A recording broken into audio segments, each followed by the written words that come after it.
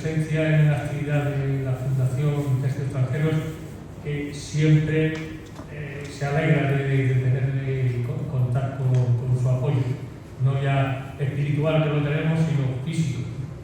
Con Andrés, mi coronel, director del núcleo de residencias. Yo ya me pierdo, no sé si lo digo bien.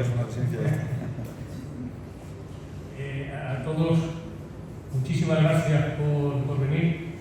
A los académicos, compañeros de María Fidalgo, Marion Reder, coordinadora de la zona oriental, ¿digo bien? Y su marido, también doctor en historia, Pedro Pérez Frías, compañero de armas y buen amigo.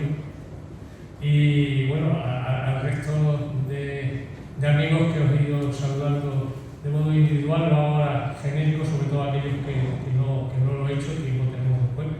Veo que llega don Francisco Fernández Berni. Si te quieres poner delante, Paco, con el general, aquí tienes un sitio.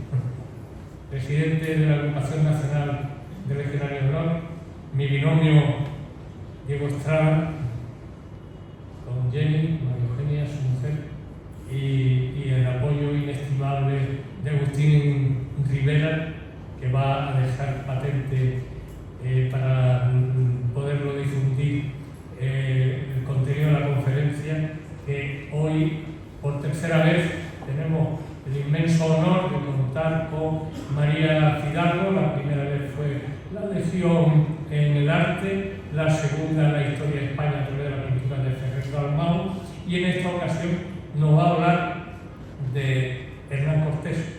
¿Y qué relación tiene con la Legión o con la Fundación Tercios Extranjeros? Muchísimo. Uno de nuestros ancestros. Son aquellos aventureros, soldados de los tercios españoles, o aquellos que comentaba antes, mientras tomábamos un café, que iba a hacer referencia a las leyes de Toro, concretamente la Reina Católica, que instituyó la figura de los mayorazgos, que hacían herederos al primogénito, y los segundones quedaban, pues eso, para la Iglesia o para la milicia.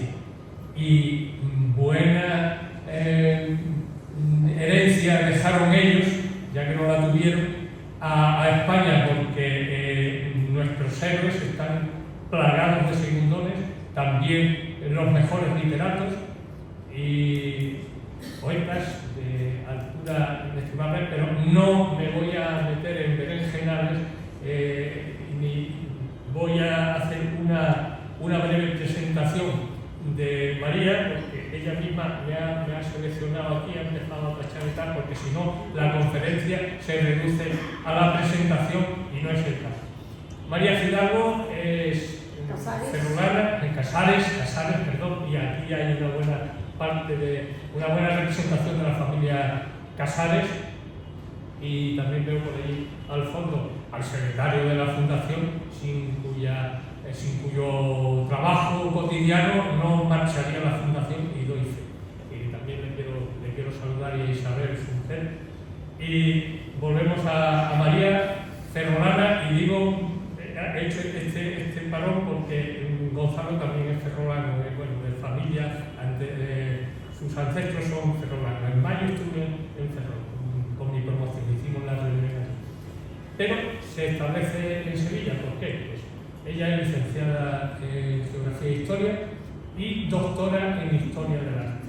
Entonces, gana sus oposiciones en Sevilla y se afinca en Sevilla, y como no, el embrujo de la ciudad andaluza, no me atrevo a decir en Málaga, la capital andaluza, hay capitales para todo. Pero bueno, María tiene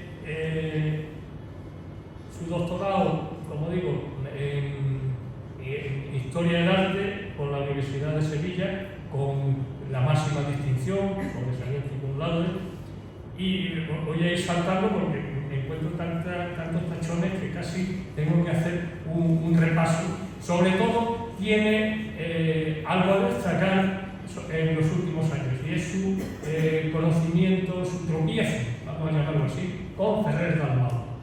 Y eso nos une también, porque hablaba antes de Paco Fernández Berni, la Agrupación Nacional de Mercenarios de Honor, como bien sabes, pues se ocupó de pedir a Ferrer Dalmau que pintara Voluntarios para Morir, cuya pintura refleja la gesta que en el mundo legionario se ha considerado que es la más representativa de los 100 años de historia. Como tal, descubre, a Ferrer Dalmau y se convierte en la máxima experta de la pintura de Ferrer Dalmau, y eso no hay quien se lo discuta, y además es comisaria de todas las exposiciones de Ferrer Dalmau, colaboradora con él, incluso en sus obras figura, a ver si lo encuentro porque aquí está, Ferrer Dalmau, Bocetos para la Historia, Ferrer Dalmau, Imperio, son obras de ella, y tiene un variopinto, una estructura mosaico intelectual, digamos, porque ha tocado pues, desde su tesis doctoral, en la que descubre al casi desconocido en aquel momento Abelardo Miguel López Leiva, que es el objeto de su tesis doctoral, que desarrolla entre 2001 y 2007, el pintor gallego, del cual descubre una serie de murales que cataloga y que estaba perdido, y ella lo trae al momento. Y es curioso también que hace una investigación sobre la movida de los 80, que en otras ocasiones hemos tenido la oportunidad de hacer referencia a ello, pero también habla y conoce muchísimo sobre la División Azul, lo cual me sorprende. Y últimamente se han celebrado el centenario de los medios acorazados en España, y sin duda es una de las mayores expertas, me atrevo a decir que contando incluso con el mundo militar sobre este tema. Tal es así que las conferencias que se han dado sobre ese tema y la celebración de tal centenario son suyas. Y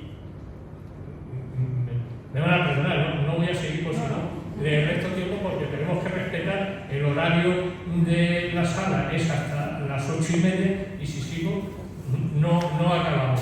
Yo les invito, no obstante, como he hecho yo, pongan en un buscador, un botón cualquiera, Google o tantos que hay, pongan María Fidalgo Casares, insisto en lo de Casares, y verán el inmenso currículum que tienen y disfrutarán de ello. Pero hoy van a tener la oportunidad de oírla en directo hablando de una figura como Hernán Cortés. Yo soy un admirador de Hernán Cortés, mi nieto se llama Hernán y sí, llama. Pero Hernán Cortés no se llamaba Hernán. No. Se llamaba Fernando o Hernando. Lo de Hernán es una moda del siglo XIX. Nadie sabe que no se llamaba Hernán. Bueno, lo que sí sé es que la onomástica de mi nieto es San Fernando. Bueno, claro, porque se llamaba Fernando. Muy bien, pues todo tuyo. Muchísimas gracias.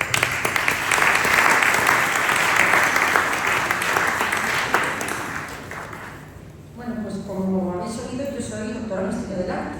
Entonces, al principio, yo no quería dar conferencias de Hernán Cortés porque yo no soy americanista. Y a mí me gusta hablar de lo que más sé. Claro, yo no soy americanista. Pero fui a unas jornadas de historia militar y yo fui con mi comunicación, que era Hernán Cortés en el arte. Y entonces nada, se me grabó, y como era muy bonita y muy vistosa, pues me invitaron a más sitios a dar la conferencia.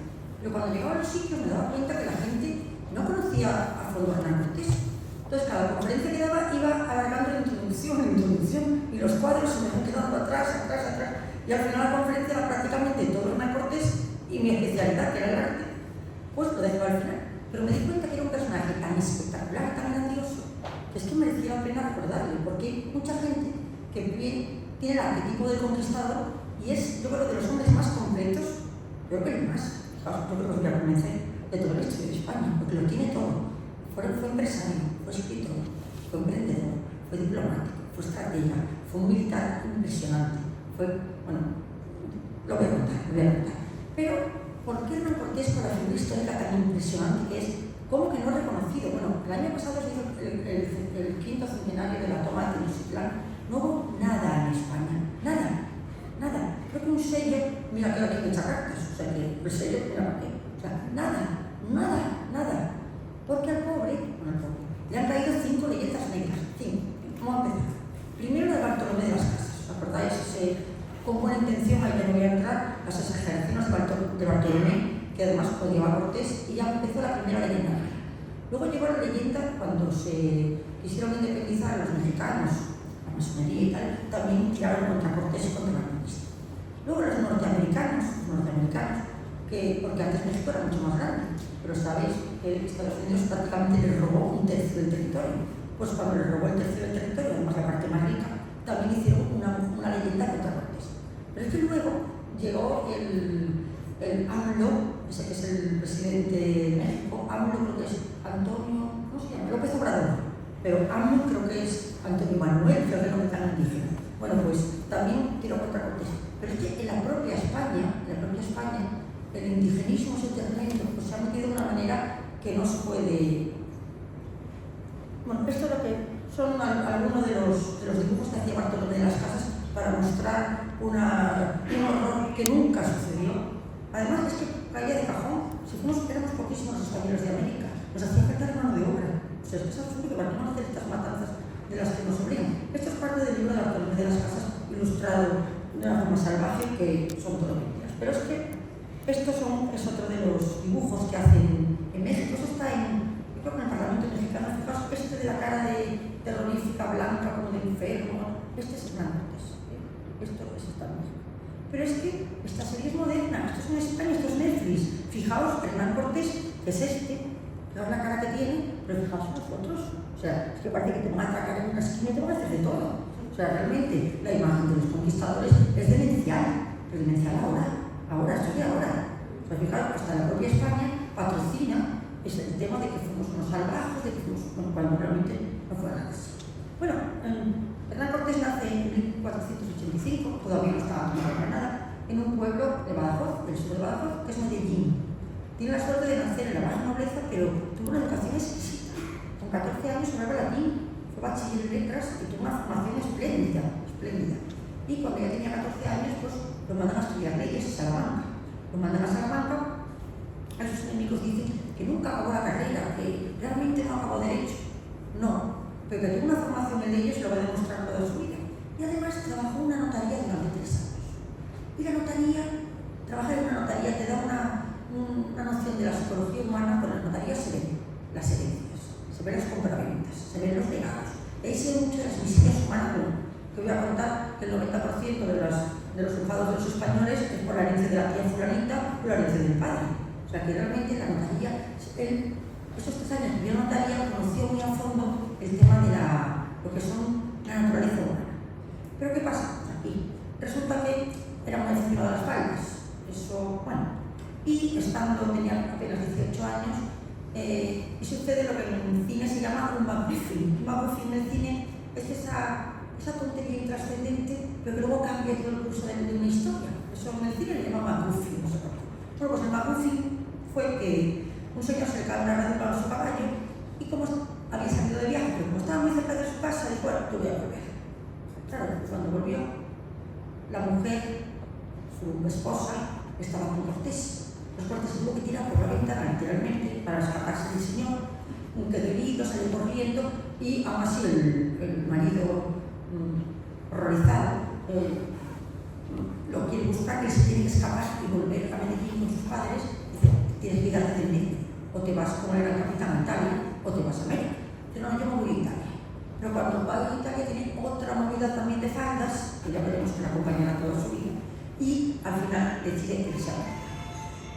Cuando se va a América, aquí tenemos, llega a las Antillas, mucha gente dice, va a América y va a México. No. Se pasa 15 años en las Antillas, 15 años, muchísimo tiempo, una vida en aquellos tiempos. Llega con 19 años y llega allí, y como sabía de ellos, pues enseguida ya le contratan para trabajar de escribano, tiene además familia allí en lo que es Santo Domingo, porque todavía estamos en la zona antillana. La zona antillana no era lo que esperaban. esperaban esa isla de las especias de los portugueses, pero realmente ahí había poco que rascar. Es decir, incluso los cultivos no producían, los indios se morían por las enfermedades que llevábamos, y también es que ahora te dicen que explotábamos a los indios porque trabajaban de sol a sol y solo liberaban los domingos. A mí cuando la gente dice eso, digo, la gente se ha olvidado de cómo vivía un campesino español. Yo no digo en el siglo XVI, digo en el siglo XX. ¿Cómo vivía un campesino de Lugo o un campesino de Jaén? Pues trabajaba de sol a sol y libraba el domingo. O sea, realmente le pedían a los indios lo mismo que habían hecho sus padres y sus abuelos. O sea, que realmente no es que fue una sobreexplotación. Lo que es verdad es que estos indios que vivían un paleolítico feliz, pues comiendo fruta y en las islas y tal, de repente que les pusieran a trabajar de esa manera, pues es verdad que no lo dejaron bien. Estuvimos a punto de abandonar, eso mucha gente no lo sabe, pero fue Fernando el Católico el que dijo, no, vamos a quedarnos y continuar el legado de Isabel.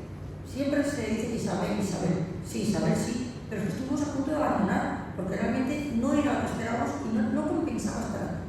Bueno, pero Cortés se pasa allí 15 años, entra, es el lugarteniente del gobernador Velázquez, de Santo Domingo saltará a la isla de Cuba, en este momento se explora la isla de Cuba, y se hace regidor, alcalde de Santiago de Cuba. Pero él pide que le voten. Es una cosa muy curiosa. Él pide que le voten alcalde. Los padres de Cortés dicen que es el primer alcalde democrático de la historia de América, porque él pide un referéndum, hemos hablado muchas veces, que sus hombres refrenden lo que es él. O sea, a mí, yo no soy alcalde porque me lo han dicho, soy alcalde porque me habéis votado. Y ya en Cuba, él percibe un poco cómo es ese mundo, ¿no? Él además ya empieza un poco a fascinarse por la cultura mesoamericana, por lo que es la cultura mesoamericana. Ya tiene su primera mujer, su primera pareja, que es una india, con la que tiene una hija, a la que pone el nombre de su madre, Leonor. Una niña que, por cierto, reconoce como legítima, incluso lucha para que el Papa reconozca que esa niña tiene los mismos derechos. Eso lo hará con todos sus hijos. Cortés tendrá 12 hijos, 6 legítimos y 6 con indias. Pero los 6 que tiene con indias, él se preocupa de que el Papa lo reconozca como hijo. Siempre lo cuento porque el presidente Jefferson, americano, que hace la declaración de independencia, tuvo varios hijos con una esclava y los vendió. Vendió a los hijos, Jefferson. Y en cambio, Hernán Cortés no solo lo reconoce, no solo se preocupa de que sean legítimos, sino que además los casa con lo más granado, y su hijo Martín, el que tiene con la India Malinche, se quería con Felipe II. Y llega a ser caballero de Santiago, para que cuenten un poco cómo es el tema del mestizaje. Entonces, Cortés se da cuenta de que el éxito de esas empresas es mezclarse con el mundo mesoamericano. Muchas veces se dice que fuimos los romanos de América, pero los romanos nos impusieron su cultura. Cortés hace una especie de mezcla entre lo que hay y lo que él lleva, y luego Pizarro también lo hará. O sea, que realmente tú ahora mismo vas a Guatemala, vas a México, y tú estás viendo la cultura mesoamericana por todos sitios. Ves que hablan español, ves que son católicos, ves que tienen su Virgen de Guadalupe, pero son completamente americanos. No se varió la cultura al revés, sino que se mezcló. Bueno, lo que se iba contando. Entonces él ya empieza a pensar que él se quiere asentar aquí. Y planea con el gobernador Cortés, con el gobernador Velázquez, una exploración en Yucatán. Ya había habido exploraciones antes que no habían tenido éxito, pero sabían que allí había tierra firme. Y entonces él, con su dinero, porque en esos 15 años él ahorró un dinerito, él tenía bastante dinero, él fleta 11 barcos con ese dinero. Y cuando el gobernador Velázquez se da cuenta que empieza a meter gallinas, cerdos, semillas, muebles, dices, ¿dónde va? Sí, esto es una exploración. Se dio cuenta que no iba a explorar, que iba a sentarse. Y además Cortés se preocupa de buscar entre los hombres que están por allí los más descontentos, los que llegaron allí pero que realmente iban buscando la gloria y la fama, y ahí en esas islas ni gloria ni fama ni nada. Recluta hombres que sabía que iban a dar todo como él. Pero cuando el gobernador Velázquez se da cuenta de esto, intenta que no salga. Manda un edicto para que no salga, y en ese momento Cortés se escapa directamente. Con lo cual se convierte en un prófugo, porque realmente sale sin permiso. Aquí vemos cómo sale de Santiago de Cuba, cómo bordea toda la isla, y al final cruza, como veis, ya llega a la península de Yucatán, llega a Cozumel. Ya con sus 11 barcos y con 500 hombres, lleva 13 falconetes y 13 caballos.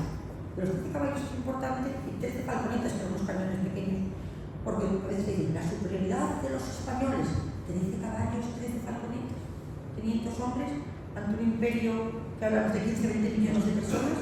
Bueno, el caso es que cruza, llega a la isla de Cozumel, ahí tiene la suerte que encuentra un náufrago que había estado en otra expedición, que llevaba 5 años perdido y que conocía el idioma de la zona, que era el maya. Entonces, pues, lo incorpora, se llama Jerónimo de Ávila, y le sirve de primitivo intérprete por las primeras tribus que se van encontrando. Se van encontrando tribus, y él pues va con su estandarte, con sus hombres, diciendo que él viene que es el emisario de un gran rey, que viene más allá del océano, y entonces va percibiendo lo que hay por aquí. Lo que hay por aquí, bueno, muchos son por qué van los hombres por él, por qué van por él. Pues mira, muchos van por el linaje. Hoy esto es muy difícil de explicar a la gente del siglo XXI, porque pensar que tu apellido trascienda la historia, hoy a la gente le importa un pepino, pues en aquellos tiempos era importante. También el espíritu de cruzada. Ten en cuenta que acabamos de conquistar Granada, y para mucha gente la conquista de Granada fue un símbolo de Dios, de que Dios nos había ayudado para por fin echar a los herejes. Hay que pensar en la mentalidad de entonces, donde ser español y ser católico era lo mismo. No se podía separar ser católico de ser español, esto era igual. No se podía concebir, no se podía concebir. Y muchos habían estado la reconquista, muchos de los que están aquí, con lo cual realmente continúa un poco ese espíritu contra el infierno.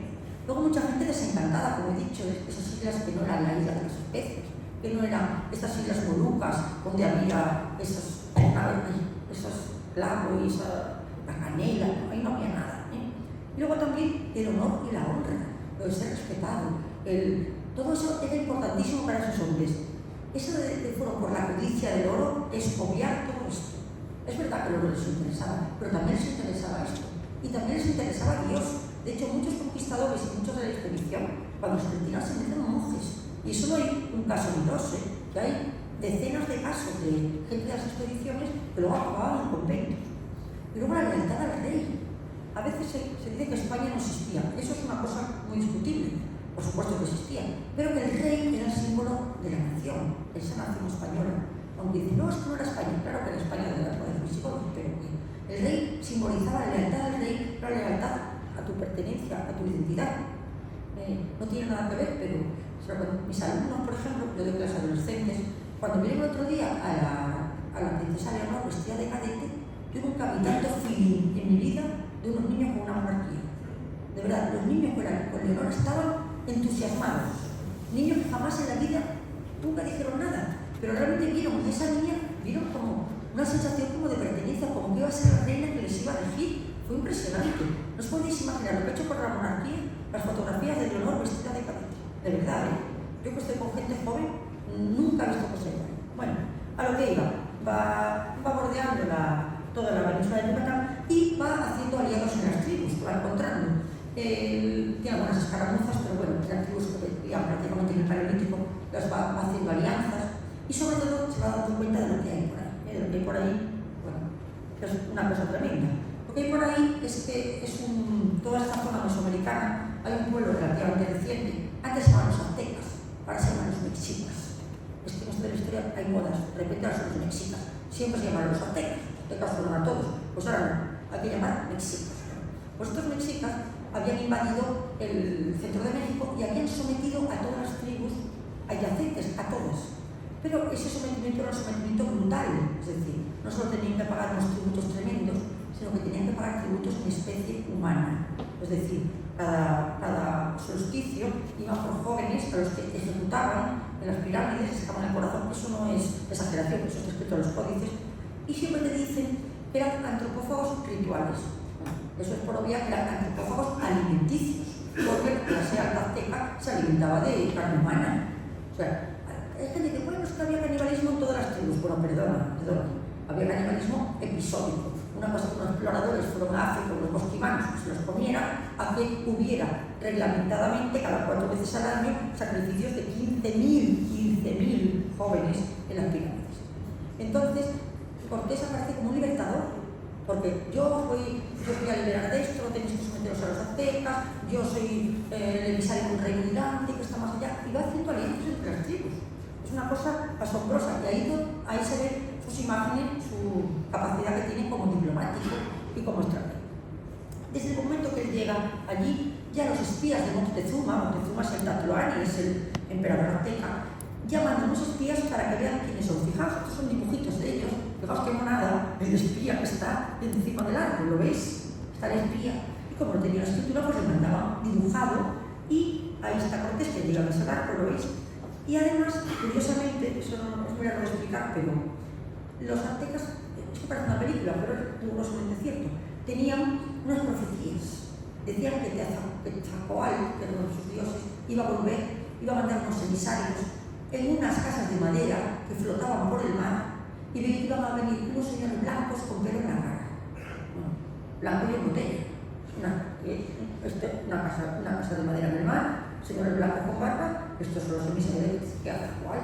O sea que realmente cuando llegaron estos no sabían si eran emisarios de los dioses, si no eran, porque además había unos presagios que sucedieron.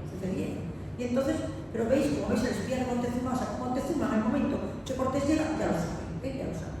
Y fijaos, por ejemplo, en uno de los dibujos, esta es una monada, fijaos cómo llega Cortés, y como no saben, veis que salen a saludarle, como no saben hacer la perspectiva, veis que está como torcido, ¿lo veis?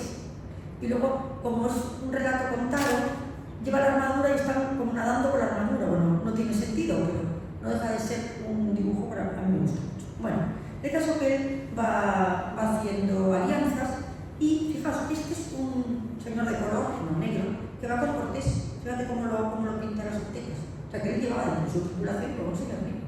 Es que la mezcla de culturas es una cosa completamente natural. Se llamaba Juan Garrido. Fue la primera persona que tuvo una plantación de trigo en América. Bueno, pues mientras él... Estas son todas las tribus que había cuando él llega. He querido poner la pirámide de arriba y esta cabeza, porque muchas veces dicen que destrozamos esculturas maravillosas. Todo esto ya estaba extinguido. Cuando llega Cortés, esos mayas hacía 2 siglos que se habían extinguido. Estas cabezas son del siglo IX. Esa cultura maya que nos viene del calendario, todo eso estaba extinguido, había desaparecido. Los aztecas no tenían nada que ver con esto, nada que ver. Todo esto desapareció. Y fijaos, todos tolmecas, chichimecas, todo esto iba haciendo alianzas con estas tribus, prometiéndose como un libertador. Es que lo fue. Pero la lotería le toca cuando una de estas tribus le regala un contingente de indias. Era un contingente de indias, y entre ellas había una que era una esclava que la habían vendido de otra zona de México, por lo cual sabía el idioma maya, que sabía el intérprete, y sabía el idioma de los aztecas, que era el náhuatl. Entonces, al principio, ella oía lo que decía el maya, traducía por 2, pero era tan lista que enseguida además aprendió español. Ya no le hizo falta intermediario. Se llamaba Malinche. Malinche no solo fue su intérprete que fue, sino también se convirtió en su pareja, en su alter ego. Incluso cuando se encontraban 2 emisarios americanos, nunca hablaban ellos. No sé por qué era un protocolo, había otra persona que era la que hablaba. Entonces él siempre la con Malinche y Malinche le representaba. Cosa que ahora las feministas, si quisieran estudiárselo, el empoderamiento femenino más grande no pudo ser. Porque es que él iba con ella en igualdad de condiciones, pero ella le representaba continuamente en una cultura donde la mujer era ciudadana tercera, como es ahora el mundo islámico, por ejemplo. O sea que realmente darle ese sitio a Malinche habla de la condición que tenía Cortés. Y Malinche dice que no solo, pues claro, hacía suposiciones, que no solo traducía, sino que también interpretaba. A veces decía lo que le parecía que tenía que decir, porque también era listísima Malinche. Bueno, aquí tenemos todas esas tribus que digo, y aquí está Montezuma mandándole presente. Montezuma le manda de todo, le manda, pero claro, cuanto más le manda, pero le manda diciéndole, por favor no vengas, que es un viaje muy largo, que hay que atravesar unos volcanes, mejor vuélvete por donde has venido, le dice Montezuma. Pero claro, cuanto más presente le mandaba, pues la tropa que llevaba Cortés más ganas tenía de ir, porque si cada una de ellas eran pues piezas de oro, este penacho de plumas con piedras preciosas. Pero fíjate, este es el penacho de plumas de Montezuma, está todo lleno de piedras preciosas, pero fíjate, Cortés no deja que se deshaga ni el penacho, ni que se funda el oro que le dan. Y cuando le da todo esto a Montezuma, lo manda directamente al rey Carlos a España. Lo manda directamente al rey Carlos, diciéndole lo que ha encontrado y tal. Y, eso no lo he contado, lo cuento ahora, funda una ciudad que se llama Veracruz, la Villa Rica de Veracruz. Y cuando funda esa ciudad, también hace que le voten como representante de la ciudad y hace un escrito como él, el ministro de la notaría, toma nota de todo y en ese momento que él se convierte en alcalde de Veracruz ya tiene legitimidad, ya no es un proscrito, ya no le puede perseguir Velázquez porque ya no depende de ese gobernador, ya depende directamente del rey. Y además toma nota de todo. Y lo tenemos en Veracruz, tenemos recibiendo los penachos de Moctezuma, además él manda todo, o sea, no se queda con nada. Para demostrarle a Carlos lo que ha encontrado, y dicen que ya en este momento quedó fascinado por el tema azteca, porque incluso manda códices para decirle a Carlos que es una cultura que tiene su valor cultural. De hecho, él, será, como digo, conservará mucho, será muy fan de todo el tema de la cultura mexicana. Él, por mucho que le digan, él decide ir a Tenochtitlan, que es la capital. Y vemos, es como sale de la cruz, ¿veis? Va atravesando todo eso. Aquí parece parece cerca, pero son 400 kilómetros, no había carreteras ni senderos, son una zona montañosa terrible. Y sobre todo, fijaos todo el periplo que hace, pero sobre todo esto es desde el cielo, es una zona montañosa, como tiene que subir prácticamente como otra vez, y sobre todo tiene que pasar dos volcanes enormes. Uno es el Popocatépetl, que lo aprendimos todos en el colegio, pero al lado hay otro que se ven los dos, tiene un nombre imposible, ¿eh? Sí, por ahí un ojito, un nombre de estos imposible. Y tiene que pasar por esos volcanes, tiene que pasar para poder llegar a Tenochtitlan. Él va de camino, tiene una batalla que se llama Chula, pues si la cuento no llego al final. Y va llegando, manda adelante a Alvarado, que es uno de sus hombres fuertes de la expedición, manda adelante a que vaya, mira, aquí está, y no solo llega mira, este es un dibujo que hacen los aztecas, lo veis con el volcán, aquí están los dos volcanes, no solo suben al volcán, sino que incluso entran en el cráter del volcán. Esto fue, los indios quedaron con la boca abierta porque pensaban que los españoles se pudieran meter dentro del volcán, que era como un dios del volcán.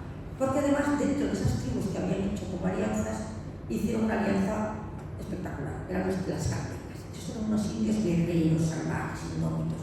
Les costó dominarlos, pero se convirtieron en los más devotos de Cortés. Y él, cuando va a Tenochtitlan, lleva ya un ejército de tlaxcaltecas con él, que son los que quedan fascinados por el tema de que entran en el volcán. Pero es que además en el volcán encuentran azufre.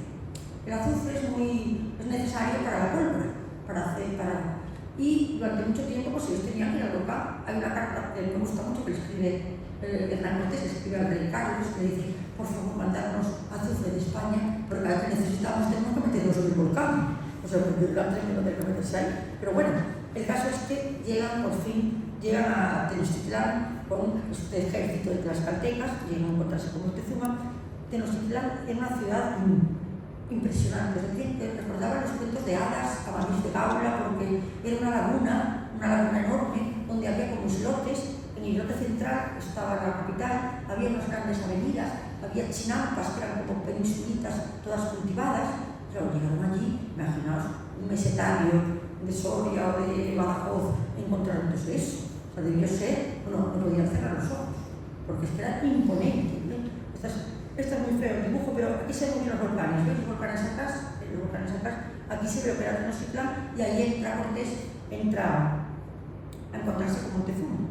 Entra, que lo tenemos fijados como es la capital, o sea, una cosa imponente, imponente, aquí está.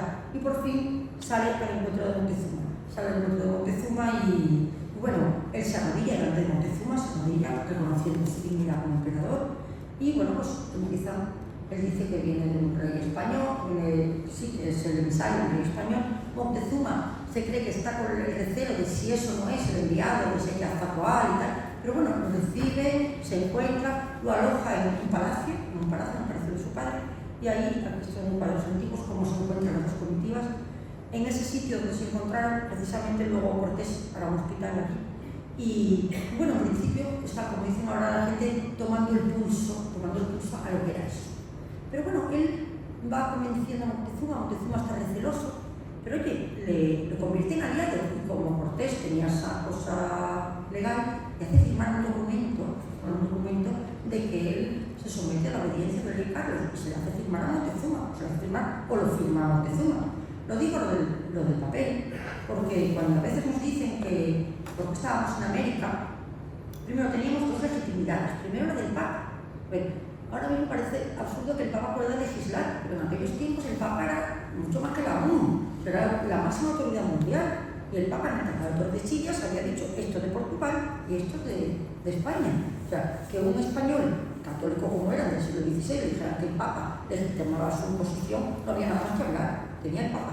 Pero además tenía el papel de Moctezuma, porque tenía una doble legitimidad. O sea, realmente cuando se toma esa zona que luego Cortés le pone de nombre Nueva España, lo digo porque hay gente que nos quiere convencer que España no existía.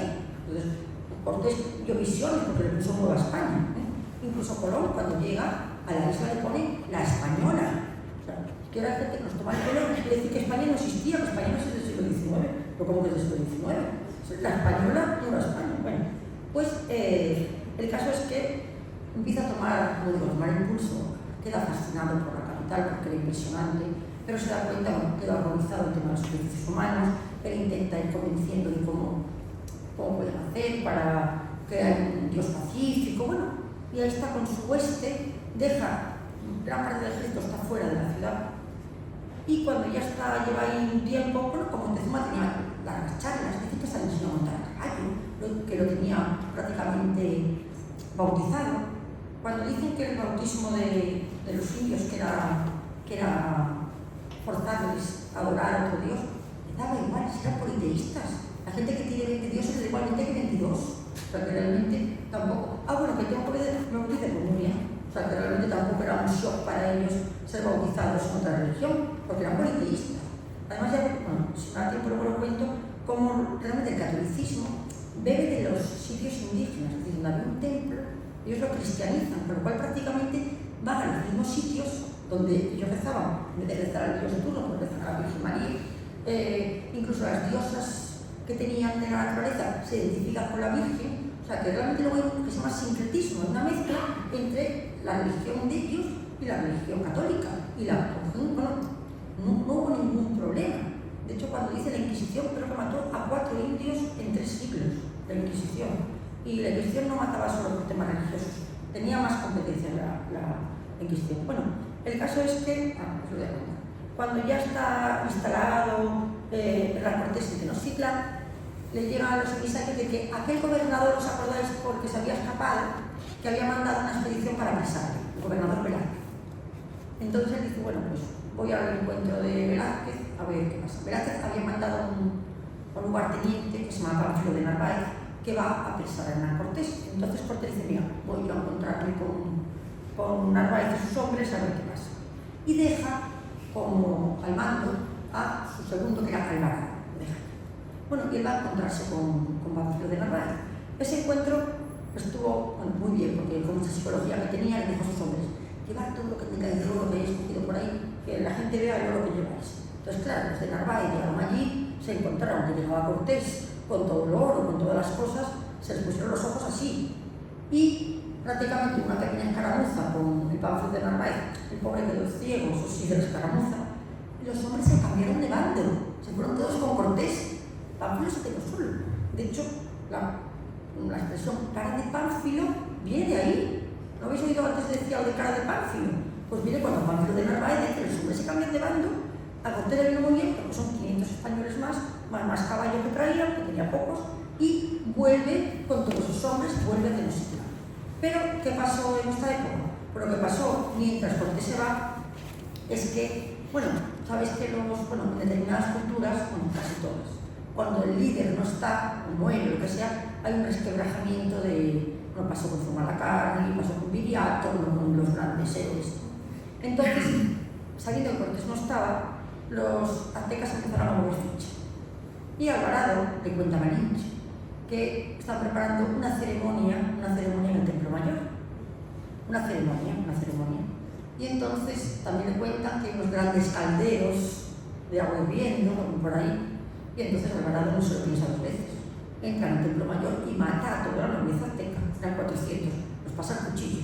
A los 400 pasa la nobleza al cuchillo. Por supuesto, Alvarado está considerado el mayor carnicero de la historia de América, porque mató a 400 de la nobleza. Yo defiendo a Alvarado completamente. Primero, eran pollos o yo, o sea, prácticamente los iban a matar. Mira, el hecho como lo delantero. Y la gente no tiene memoria o no estudia, porque ese templo se había inaugurado 20 años atrás, y el día de la inauguración mataron a 25.000. A 25.000 el día de la inauguración del Templo Mayor. O sea que Alvarado es un carnicero porque mata a 400 prácticamente en defensa propia, vamos a decir. los 25.000 no pasa nada. Pero bueno, o sea, pero bueno, pues es así. Que es Alvarado, que por cierto, era guapísimo, era rubio con los ojos azules, le llevaban el sol, todo tranquilo, y se casó con una princesa de la Tlaxcalteca, fue felicísimo con la princesa, una princesa de esa tribu, se casó con ella. Y aquí tenemos pues unos dibujos de la matanza del Templo Mayor, que es verdad que Alvarado mató a 400 personas en el templo. ¿Fue en defensa propia? ¿No fue en defensa propia? A mí me extraña que se pusiera a matar así, porque sí, que sinceramente no me lo creo, no me lo creo. O sea, a mí esa gente que dice que Malinche dicen que una anciana le avisó a Malinche, no vayas, que ahí se está preparando algo. Y ella pues va corriendo y se lo cuenta a nada, y es lo que pasa. Pero el caso es que, claro, después de masacrar a la nobleza azteca, empieza a haber tumultos en todo Tenochtitlán, barricadas, los españoles se atrincheraron en el palacio donde estaban, y esta es la matanza, y empezó a haber, o sea, Montezuma se queda prisionero en el palacio, y cuando llega Cortés se encuentra con todo esto, se encuentra con Tenochtitlán totalmente enardecido, encuentran que entonces le dice a Montezuma, sal ahí a la terraza, intenta calmar a tu pueblo, porque esto no van a entrar y nos van a masacrar. Caso que Montezuma se sube, por favor, tal, empiezan a tirarle pedradas a Montezuma y lo mata. O sea, a pedrada limpia mata su propio pueblo, mata a Montezuma. Es muy curioso, cuando Montezuma entra en el palacio, está muriendo, le dice a Cortés, cuida de mis hijos. Pero nada menos que Pedro de Montezuma, Isabel de Montezuma, bueno, tenía otros nombres, don Pedro de Montezuma es el tatarabuelo del fundador de la Guardia Civil, del duque de Ahumada. O sea que fijaos, ¿cómo era la nobleza? O sea, ¿cómo fue la mezcla que los hijos de Montezuma emparentaron con lo más granado de la sociedad española? Y además Cortés se preocupó por esos niños hasta el último momento, por los hijos de Montezuma, igual que de sus propios hijos que tuvo con los hijos. El caso es que al ver lo que se le venía encima, dijo Cortés, nos tenemos que marchar, es que nos van a machacar. Entonces, aprovechando que era de noche, salieron. Es lo que ahora se llama la noche triste. Se escaparon de Tenochtitlán porque sabían que los iban a matar. Entonces, salieron de noche aprovechando la noche, pero aún así pues, se dieron cuenta que estaban escapando. Claro, como en una zona lacustre, tuvieron que cruzar el lago. Dice, la leyenda negra dice, los españoles tan codiciosos del oro, llevaban todos los bolsillos llenos de oro y se hundían. No, es que muchos no sabían nadar. Es que en aquellos tiempos, no me digas porque a mí me parece absurdo estar en el Caribe y no sabían nadar, pero hay mucha gente que no sabía nadar. Entonces muchos es que no sabían nadar. Y o sea, la Revolución Española quedó esquilmada de la salida de Tenochtitlán, la famosa noche triste. Este es un cuadro muy bonito que está en Badajoz, donde dice que Cortés llora amargamente al salir por lo que ha perdido, porque tuvo el imperio en sus manos y lo había perdido todo. Y ahí está Cortés llorando. Por cierto, ese árbol todavía se conserva, el árbol donde él llora. Bueno, el caso es que se va a refugiar con sus amigos tlaxcaltecas, pero enseguida los aztecas salen detrás para ir por él. Él ya tenía muy poca gente, tenía 500 soldados porque había perdido la mitad. Entró con 500, con los de Velázquez llevaba casi 1000 y pico, pero murieron en la salida de Tenochtitlán, 12 ballesteros, 15 caballos y 800 indios, es lo que llevaban. Y los aztecas llevaban 60.000 hombres, 60.000. O sea, no tenía nada que hacer, nada. Y por fin los dan caza en Otumba, que es una... Y bueno, dispuestos a morir. Pero claro, como este hombre tenía ese genio militar, hace como un círculo y le dice a sus hombres, tirad a aquellos que llevan mejor montura y que los veis que se vean que son. Y efectivamente los hombres empiezan a tirar a aquellos que llevan los estandartes más vistosos, los caballos más grandes. Y cuando ya ve que le están cerrando porque hacen un círculo, hay gente que compara esta batalla con una americana que se llama Little Bighorn, pero ya le gustaría el Little Bighorn, mucho mejor este. El caso es cuando ya ve que lo tiene todo perdido, Cortés se tira por el que lleva el estandarte de oro, que era el Cuauhtémoc, y lo derriba.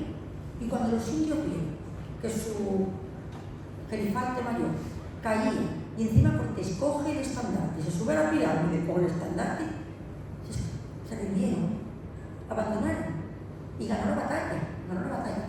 Y entonces todos los indios que iban con Cortés, si ya eran fieles a Cortés, ya esto ya fue lo más, que ya de repente se dieron cuenta que es que estaban confiando en la persona que les podía liberar de los aztecas. El caso es que él ya se retira de Tlaxcala, y ahí ya dice, voy a conquistar Tenochtitlán, pero ya en serio. como es una zona lacustre, empieza a hacer barcos, y convertirá a esos hombres en los primeros infantes de marina de América, porque son soldados embarcados que combatirán en las barcazas, no son infantes de marina. Si habéis oído que Hernán Cortés quemó sus naves, lo he visto alguna vez, como las naves eran suyas, pero no las quemó, las desguazó. Y cuando intenta tomar Tenochtitlán, va a buscar esas naves de Veracruz que tenía desmanteladas, hace incluso unas atarazanas en lo que es la laguna de Texcoco, saliendo de Tenochtitlán, monta unas atarazanas para montar los barcos y invade Tenochtitlán con barcos. Aquí tenemos los barcos, un barco muy planitos, porque la laguna tenía poco calado, unas barcazas muy planas, y ahí hace la invasión de Tenochtitlán. Es una batalla naval impresionante, ¿no? Es infantería naval, porque los soldados van transportados, pero luego pelean aquí. No sé por qué la infantería de marina nunca reivindica Cortés. Reivindica mucho, por ejemplo, a Cervantes. Pero estos, mira, por favor, esto no es una batalla naval, esto no son infantes de marina, transitorios, ¿no? Bueno, aquí está. Bueno, el caso es que aquí tenemos los barcos, como veis, además diseñan los barcos de tal manera que pueden entrar perfectamente en la laguna, ¿no veis? Además, los remos, y si no, pues la vela, eran unos barcos especiales que, además con carpinteros de Rivera, que hicieron todos los barcos. Y con eso, pues nada, conquistará Tenochtitlán. Lo vemos entrando, como veis, va entrando con todas las huestes y apoyado por todos los barcos que llevan. Bueno, la toma de Tenochtitlán es una gran aventura militar, es imponente. O sea, estos 500 años, en el año 21, no hubo nada, porque claro, no estudió el indigenismo, pero la verdad que fue una hazaña impresionante. Y bueno, y en prácticamente unos meses, en 3 meses, tiene conquistado todo Tenochtitlán. Aquí uno de los grabados de la entrada de Cortés, que se le ve aquí primero, de Tenochtitlán. Pero bueno, una vez que ya somete Tenochtitlán, él realmente se convierte en un gran estadista. Él deja al Cuauhtémoc, que era el que había heredado el nuevo Tlatoani, y convive con él durante 4 años. Él no le deja que siga siendo el Tlatoani, le deja que siga siendo el rey de sus hombres, a la vez que está él de gobernador. O sea, que durante 4 años están juntos. Y además también montan a caballos, y van estupendamente. Es que date cuenta que es un gran enemigo de Cortés. Mentira, es que convivieron durante 4 años. Y durante ese tiempo, él va consolidando el Estado y empieza, por ejemplo, pone la primera imprenta, cuando Suecia, Noruega, Holanda no sé. En 1520 ya pone la primera imprenta en México y empieza a publicar libros en náhuatl, o sea, libros en el idioma náhuatl. Empieza a fundar escuelas y sobre todo hospitales.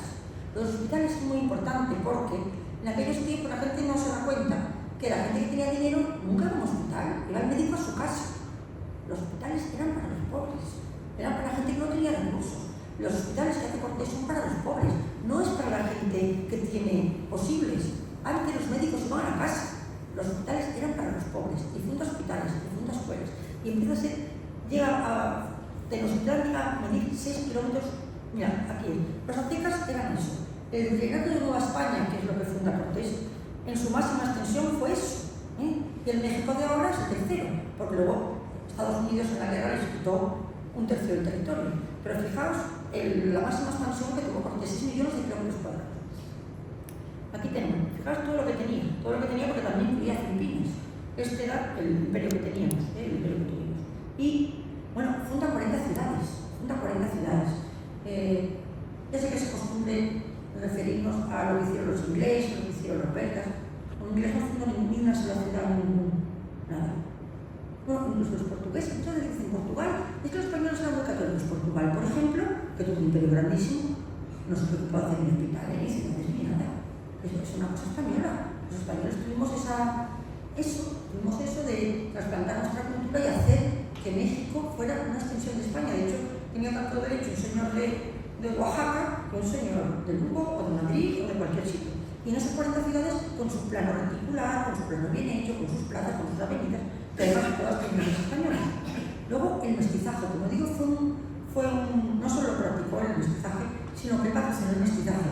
Prefería que no vinieran mujeres de España, para que el mestizaje y los mestizos convivían en igualdad de condiciones, como digo, van a las escuelas. O sea, realmente era una sociedad completamente mestiza. Bueno, tú vas ahora mismo a cualquier sitio de Centroamérica y es que ves mestizos por todos sitios, están en todas partes. ya sé que también he oído, pero a ver cuántos Cherokees te encuentras en Boston o cuántos Arapahoes te encuentras en Kansas.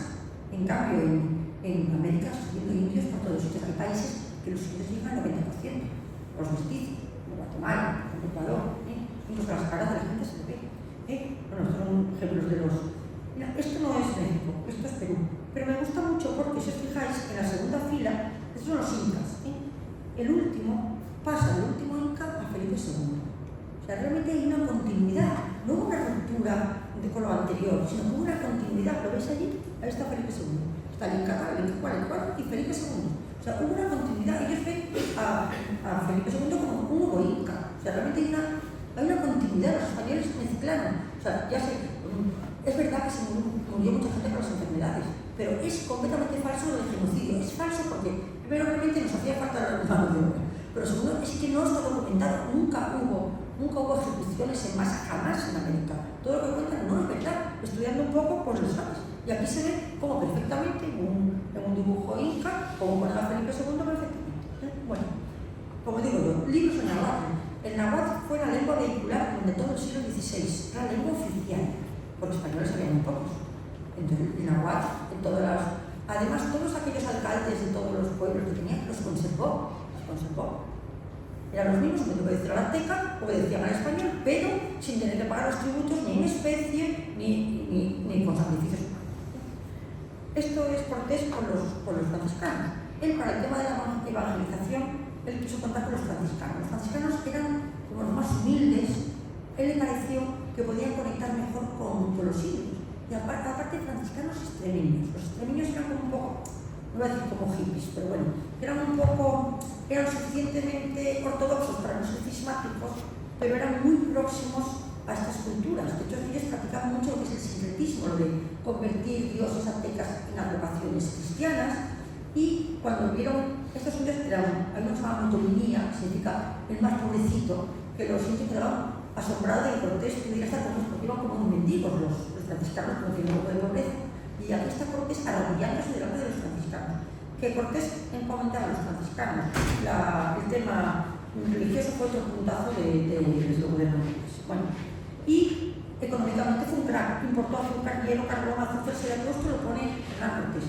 Pero por ejemplo, el tema del azúcar, aunque no para el azúcar de mesa, era para el ron, era para la caña de azúcar. Pero bueno, y fijaos en esos puertos, todos esos puertos que les funda Cortés. Puerto Vallarta, Manzanillo, Acapulco. Lo importante de estos puertos, como también explora toda Baja California. Todavía hoy el mar que está en California se llama el Mar de Cortés, todavía hoy.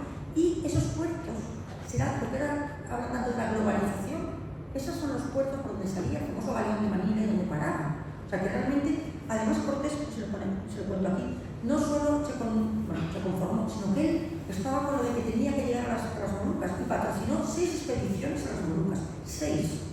O sea que él seguía explorando y seguía con ese interés de conquistar. Bueno, esto lo olvidé ayer. Fíjate, este es el AMLO, es el presidente de este mes. Le quiere cambiar el nombre del Mar de Cortés. No, ya está. Es que eso, donde se mete el Golfo de California, ¿veis ahí California? Pues esto lo explora Cortés. Cortés piensa que California es una isla, piensa, porque no había llegado hasta el fondo, pensaban que había quedado. Bueno. Y luego es un escritor extraordinario. Él, desde el momento que llega allí, va haciendo lo que se llama las cartas de relación. Él va contando al rey todo lo que hace y todo lo que se llama las cartas de relación. Le mandará varias cartas de relación, una está perdida. Pero esas cartas se convierten en un bestseller. Empiezan a se tradujeron a 8 idiomas las cartas de relación. Se vendieron más de 8.000 ejemplares, pero 8.000 para estos tiempos. Pensad que un libro costaba como un caballo. Y se tradujo al holandés, al francés, al latín, bueno, fueron 8 idiomas, lo tengo comprobado. Y bueno, fue un boom, fue el libro más vendido del siglo XVI, y con el Quijote, los libros más vendidos de su tiempo, con los de toda la Edad Moderna, el libro de las cartas de relación. No me pasa. ¿Por qué no me pasa? Bueno, pues el tema de Cortés, cuando ya tiene todo Nueva España, se convierte en nuevo Estado, él viene a España, él siempre tendrá cierto resquemor de que el rey Carlos no le daba su sitio, como dicen ahora, porque alguna vez le increpa y le dice: yo te he dado más terrenos que te dieron todos tus abuelos. Que es verdad, en kilómetros cuadrados se dio. Pero yo creo, yo como soy muy fan del rey Carlos, me cuesta creer que Carlos tuviera alguna animadversión con Cortés, pero sí puedo pensar que hubiera una camarilla que pensara que Cortés quería independizarse, porque es que Nueva España era muy apetitoso y tenía mucho poder allí, y se prohibieron los libros de Cortés, se prohibieron, se quemaron y se prohibieron, no dejaron que los libros de Cortés se publicaran. Entonces, bueno, el rey le acabó haciendo marqués de Oaxaca, educó al niño de Malinche, a Martín, con su hijo Felipe II, y además le dio una encomienda del tamaño de Portugal, que le darán sus hijos y sus nietos, con lo cual sí que lo dejó, vamos a decir, que bien colocado. Pero ese resquemor de no verse como él pensaba, y sobre todo lo de sus libros, ahora hay una teoría que la gente dice que es un disparate. A mí no me parece ningún disparate, pero la gente dice que es un disparate. Es que el libro más completo que existe sobre la conquista de América es la verdadera historia de Nueva España. No se la conocéis, Bernal Díaz del Castillo, que es un soldado de la tropa de Cortés que escribe todo lo que pasa. En ese libro pues cuenta todo, pero lo cuenta como un soldado. Yo estuve allí, yo conté esto, yo conté lo otro. Pero hay un investigador francés fascinante que se llama Christian Duverger, que a mí me gusta muchísimo, que dice que si tú rastreas el autor de ese libro, que se llama Bernal Díaz del Castillo, no cuadran las cosas, no cuadran. Este Bernal Díaz no está en ningún sitio. Y aparte cuenta unas cosas. Dice que es un soldado de la tropa, pero cita a Flavio Josefo, cita a Tácito, cita a Julio César, un soldado de la tropa, citando a esto, cita a Miguel Ángel, cita...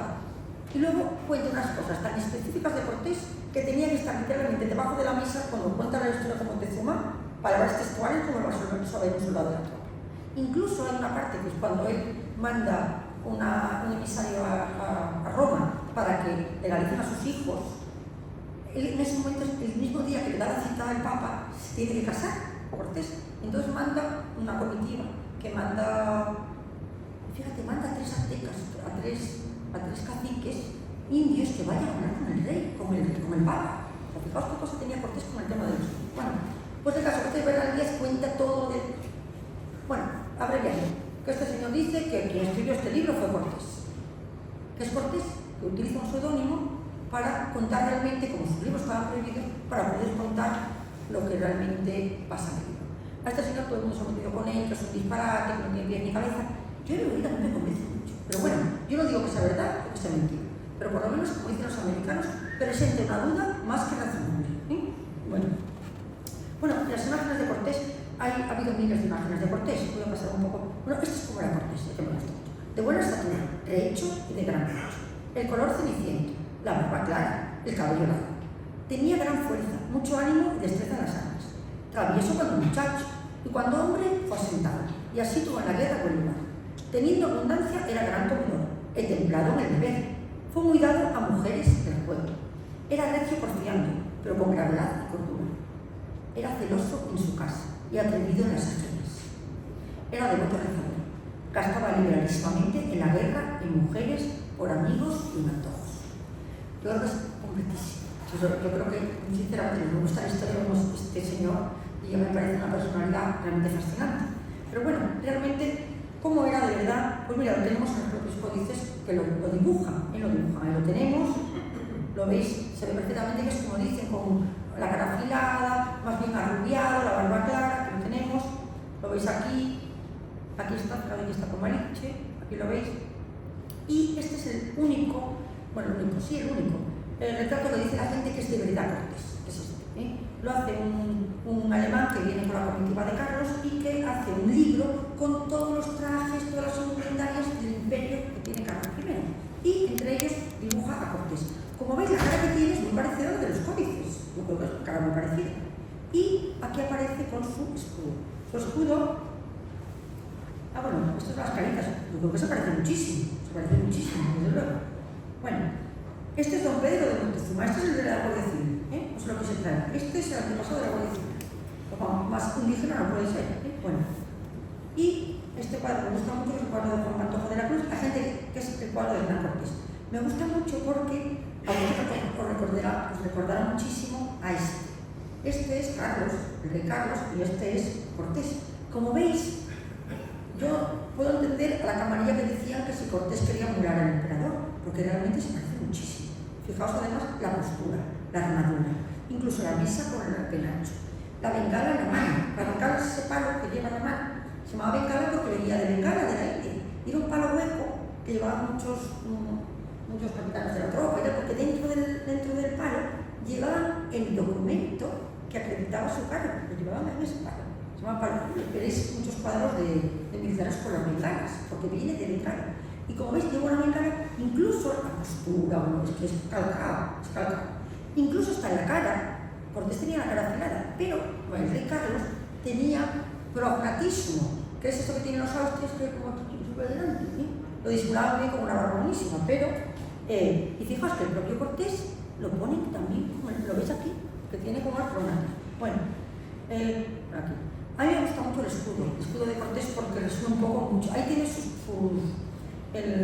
a la derecha tenemos la águila bicéfala, que es la águila del emperador. Luego, abajo tenemos el león, el símbolo de la valentía, el símbolo de la fortaleza. Luego las tres crónicas son los tres reyes de los claros que venció.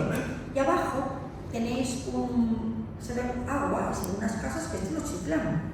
Y luego todas esas caritas son reyes que fueron cayendo en la conquista de Tenochtitlán. Y luego surmontado, como se dice, que es la corona que lleva arriba, que es la corona de Marqués.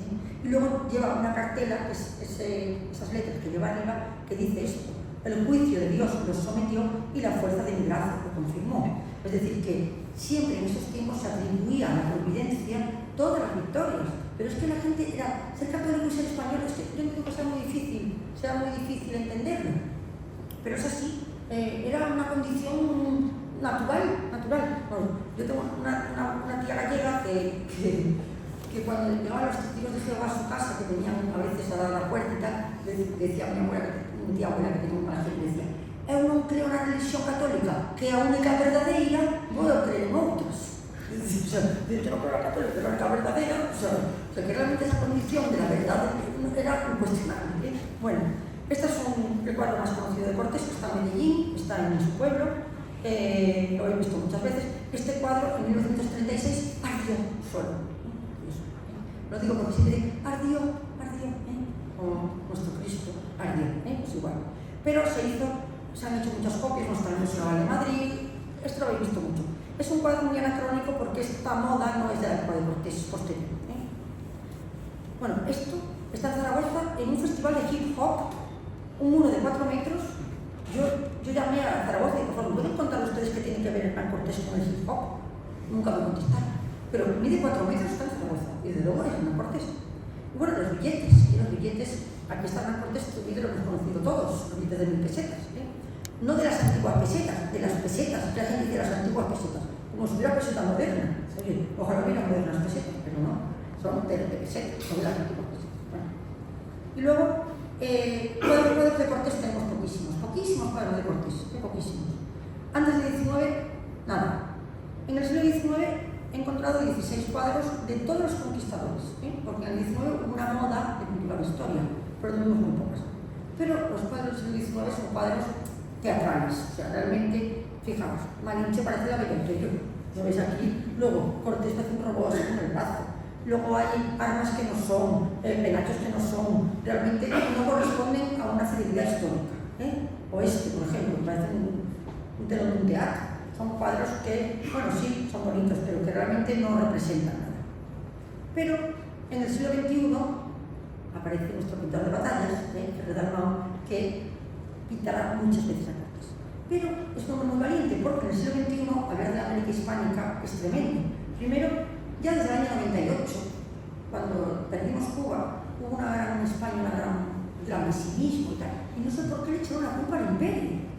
Incluso hubo un gran filósofo que dijo que había que echar no sé cuántos cerrojos al sepulcro del Cid. Pero del Cid, que culpa todo el mundo de Cuba. Pero bueno. Luego también lo del indigenismo que hablamos antes, ese boom del indigenismo. Luego la leyenda negra de lo que he hablado. Luego el tema anticlerical, claro. Allí no podían ir por religión, tenían que ir al oro, a la codicia. O sea, porque parece que da rabia que la religión católica hubiera hecho esa maravilla de evangelización y de conservación de las lenguas, de las tradiciones. Bueno, fíjate el pobre Fray Junípero Serra, que fue un héroe, un misionero volcado con los indios y que le están cortando las estatuas. Bueno, luego ya el tema militar también, como es una historia servicio militar, los militares cuando mandan tienen que siempre en misión de paz, siempre en misión de paz, misión de paz, voy a ser que tal. Y luego lo de lo español, diciendo que España no existía, bueno, Nueva España. Bueno, y luego ya franquista, esto ya es el colmo, porque a veces se dice que hablar de estos franquistas. Bueno, hace poco estuvo una conferencia que dio Cervera, el nieto de Cervera, el de Cuba, y dice que le habían quitado a su abuelo la calle por franquista. Y yo pienso, pero si Franco era bebé cuando la guerra de Cuba, pues ahí está. Bueno, pero aparece este pintor. Este pintor es un antes y un después en la historia del arte y es un pintor que pinta solo, no estudia Bellas Artes, es autodidacta, luego no le patrocina a nadie, ni ayuntamientos, ni ministerios, nada. Y se pone a pintar pintura de historia, un género obsoleto completamente. Hacía 100 años que nadie pintaba pintura de historia. Y se convierte en un fenómeno sociológico. No me puedo parar, los que estuvisteis conmigo en la otra conferencia, os conté cómo Ferrer Dalmau llegaba a los tatuajes, a los memes, a los móviles. O sea, es una cosa, este hombre ha dejado de ser un pintor para ser un fenómeno entre la gente que nos gusta la historia. Y luego se convierte en el máximo creador de pintura de historia de todos los tiempos, porque pinta a Pelayo, pinta a la Reconquista, pinta a Gálvez, pinta Lanceros del Rey, pinta a Napoleónicos, pinta todo. Y a Cortés, bueno, y además sin complejos, estoy orgulloso de ser español y somos lo que somos porque fuimos lo que fuimos, y lo pinto así, no pasa nada. Y encima pinta a Cortés 6 veces. Él no le gusta repetir personajes porque dice que tiene, es verdad, tiene 5 años en cargos. Entonces dice que no puede repetir, pero Cortés lo pinta 6 veces, por algo será, ¿no? Y bueno, este lo he traído, no es Cortés, para recordar un poco porque fue el otro día, el Día de la Inmaculada. El Día de la Inmaculada, este cuadro se compartió por las redes por miles y miles. Este es el cuadro del Milagro de Empel, que es el Día de la Inmaculada, y si os gusta la historia, de verdad que seguramente lo habéis recibido porque la gente felicitó el día con este cuadro. No me puedo parar, me encantaría, es un cuadro para morirse, pero bueno, no es con Cortés. Bueno, ha pintado mucho de la historia de América. Este es Colón, la primera playa es un cuadro maravilloso, como veis, como son los moverines que tiran del barco, ¿no? El cuadro es imponente, simplemente. Va además se ve la Santa María o la Gallega, que es donde va Colón. Sabéis que ahora mismo en la Universidad de Granada están haciendo un estudio genético para poder documentar que los restos que tenemos en Galicia de la familia Colón se corresponden con los de Colón. Colón no era genovés, los documentos de Génova están todos falsificados. El informe Racolta, que es el informe de Colón genovés, está completamente falsificado. No se sabe de dónde es, pero genovés no. Vamos a entender. Ojalá sea gallego, como estoy esperando, pero bueno. Este cuadro maravilloso, como veis, que es el cuadro del Cañón del Colorado, que aquí lo tenéis, lo voy a pasar. Este es el primer cuadro de Cortés. Cortés, aquí lo tenemos con su caballo acorazado, con su gorra emplumada. Este es muy bonito porque es la primera vez que Ferrer Dalmau pinta el metal. Él no pinta con pintura metalizada, pinta con blancos, grises y negros. Le costó mucho, pero yo creo que es soberbio. Además, sobre todo ese fondo tan espectacular que recuerda un poco ese esfumato de Leonardo, cuando Leonardo las profundidades de hace, las más pequeñas, las hacía más difuminadas. Y aquí lo tenemos pues, en ese caballo, porque él siempre iba con las mejores ropas, porque él invirtió mucho dinero, porque él quería dar una imagen cuando llegaba, él pensaba que la imagen era importante y él siempre iba perfectamente, sobre todo cuando iba a las entrevistas con nuestros caciques, siempre iba perfectamente. Bueno, este es otro precioso que está en la playa de Veracruz. Aquí tenemos el alano, que es el perro de la conquista. Aunque la leyenda negra insiste mucho en el aperreamiento que se echábamos el perro de los indios, en realidad el perro lo que era un guardia del campamento. Eran guardias pues, para hacer las guardias para que ladraran cuando venía algo extraño. Pero acompañaron mucho a los españoles. Aquí lo vemos también con esa banda de capitán general, con esa banda roja preciosa, con ese penacho emplumado. Ese caballo que se llama Molinero, con el que está enterrado en Sevilla. En Sevilla está este caballo, que tenemos el lucero en la cabeza, y ese perro, que como digo fue muy importante en la conquista porque no para... Los indios también tenían perros, que a veces dicen que sí que tenían perros. Tenían un perro doméstico y otro perro comestible, pero este fue el alano. Este perro ya no... Esta raza ya no existe, es una raza monosoide. Se parece al perro de presa canaria, ese tipo de perro. Bueno, y luego este, me parece maravilloso. De verdad que es mucho más bonito porque aquí los colores nos están también, que es cuando él pasa, él viene de Cholula, que es uno de él, va hacia Tenochtitlán, y aquí en este fresco vamos viendo los diferentes personajes de la expedición. Delante de la Tlaxcalteca, que es esa tribu que siempre la apoyó. De hecho, me gustan mucho estos indios porque cuando se independiza México, son los últimos que no quieren dejar de ser españoles. Y ellos argumentan una cosa: somos cristianos viejos. Porque es verdad, fueron los más viejos, los cristianos más viejos de América. Y lo ves delante, que va en Tlaxcalteca, luego va el que está al lado no es Alvarado, porque Alvarado está en el volcán. Y luego vamos viendo desde el sacerdote, que es la presencia de la evangelización, y luego tenemos los diferentes armas que llevaban desde un arcabuz, una rodela, bueno, todas las armas de la expedición. Luego también se va viendo las diferentes prendas de cabeza. Cuando hay cosas paramilitares, por lo que más me gusta de la borgoñota, de la celada, son los diferentes tipos de prendas de cabeza. Yo me las aprendo para la conferencia, porque no se me olvidan, porque pues, son complicadísimas. Que el hat, celada con visor, celada con cogotera, con la de langosta, con unos nombres tremendos. Pero bueno, cada uno se pagaba lo suyo, ¿eh? Cada personaje llevaba lo que podía aportar, que no había uniforme ni nada. Bueno, pero es precioso sobre todo por cómo construye el paisaje. Fijaos además ese río embarrado, cómo baja, cómo se ve el barro, ¿lo veis? Incluso al fondo esa selva mesoamericana, se ve cómo está el vapor de ese clima tropical. A mí me parece que es un paisajista maravilloso. Lo que pasa que se te van los ojos a las figuras. A veces, pese a que el paisaje son 2/3 del cuadro, se te van los ojos a las figuras. Y bueno, aquí tenemos algunos de los personajes, como veis son jóvenes todos, cómo van acompañando a la expedición. Aquí tenemos más. Por supuesto, este ya lo hemos visto antes, este es de la batalla de Otumba, pero bueno, esto es una carga de caballería.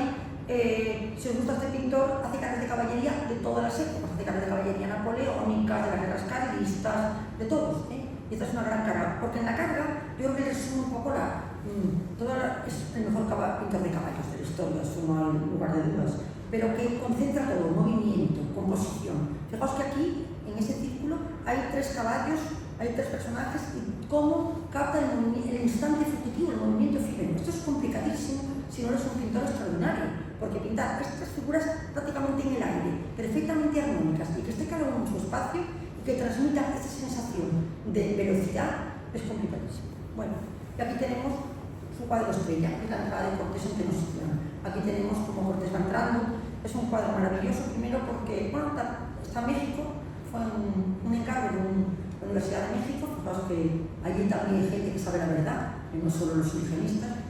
Y desde México fueron mandando todos los grabados de cómo eran los mexicas de la época. Él tiene un asesor que se llama David Niegas, así que todo lo que voy a contar de los documentales es obra suya, no es investigación mía.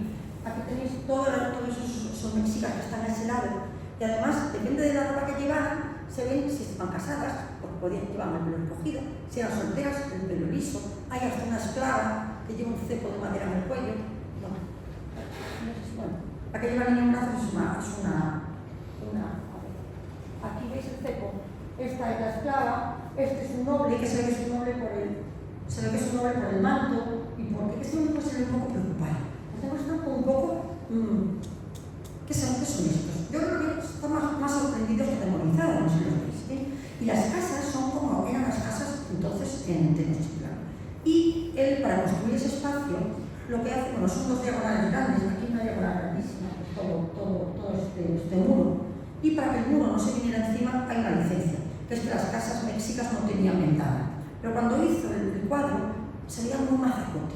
Entonces dijimos, vamos a poner una ventana. Y esa ventana, le metimos a un señor, y así ya, eso de la alegoría de la curiosidad. ¿Ves que hay un señor aquí? Aquí que está el señor. Pero bueno, aquí tenemos a todos los mexicas, aquí tenemos a toda la comitiva, y para construir el espacio lo hace a través de esta vela. Cuando lo doy en el norte, tengo que explicar lo que es. En el sur, pues se ponen en las calles, se ponen para dar sombra. Y con esta vela tiene la sombra. Y como esa sombra hace que sol, sombra, pueda construir ese espacio tan largo, porque realmente poner tanta gente y conseguir una perspectiva es complicado, si lo estáis viendo. El que va adelante es el Tlaxcalteca, que es quizás el personaje más atractivo como Cortés, que lleva este peto emplumado, es un peto que es de algodón prensado.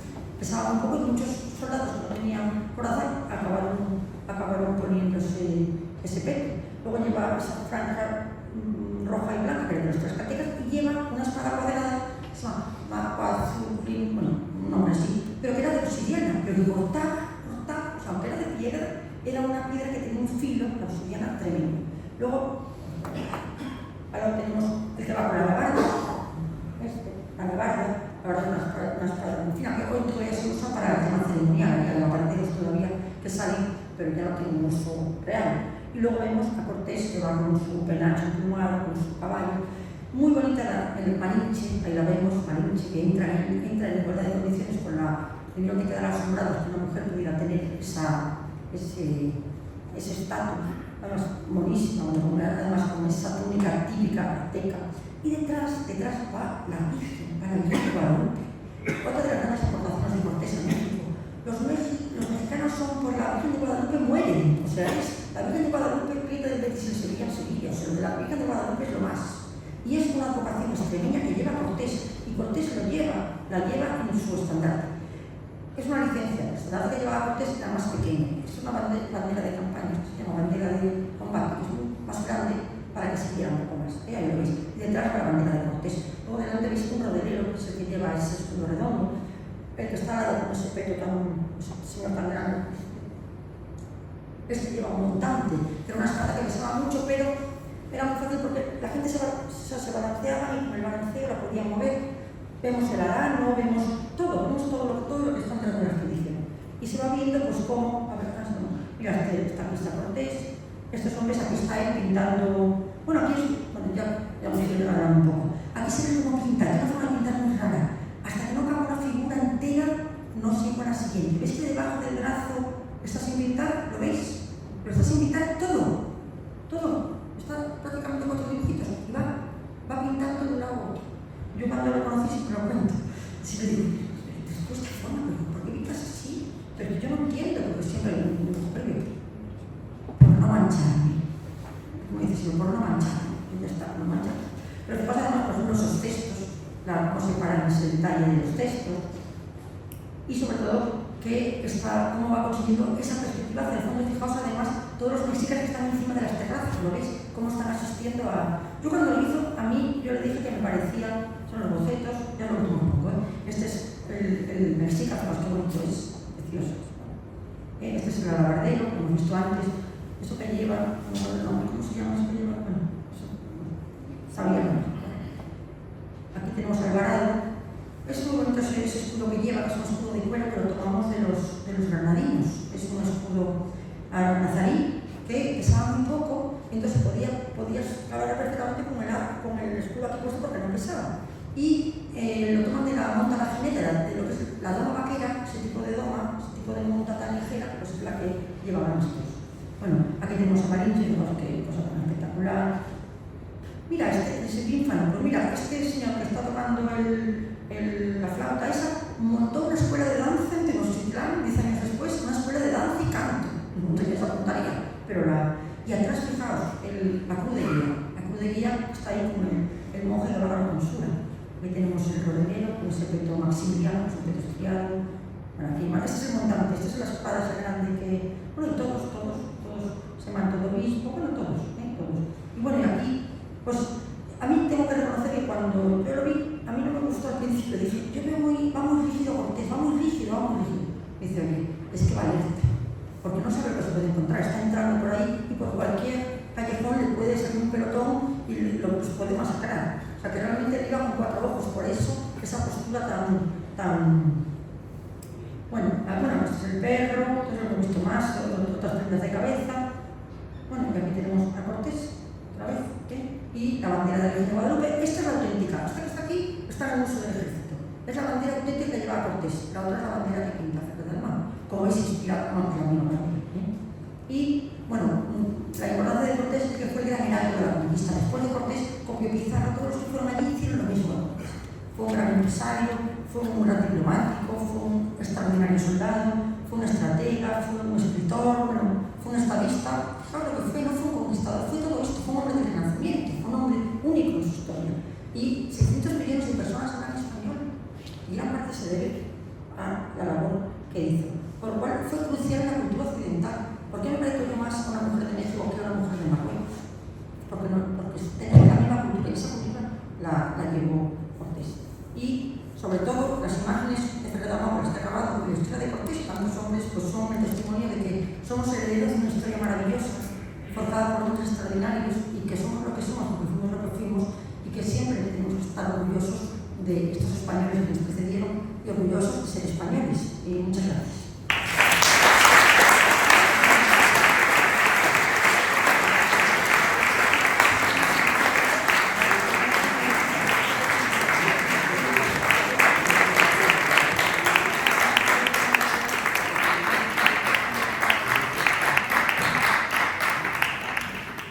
Desde luego, siempre está muy por encima de las expectativas, por más que las engrandezcamos. Muchísimas gracias, María.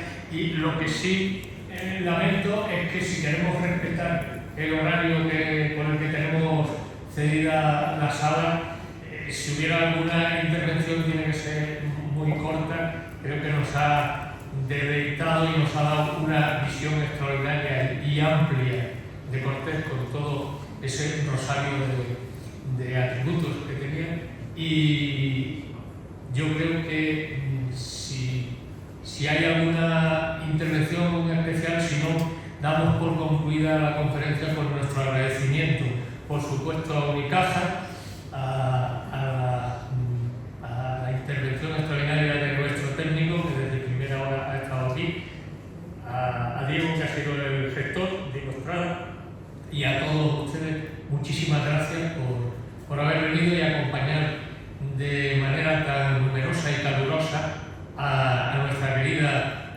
María Fidalgo Casares, y que espero que no sea la última.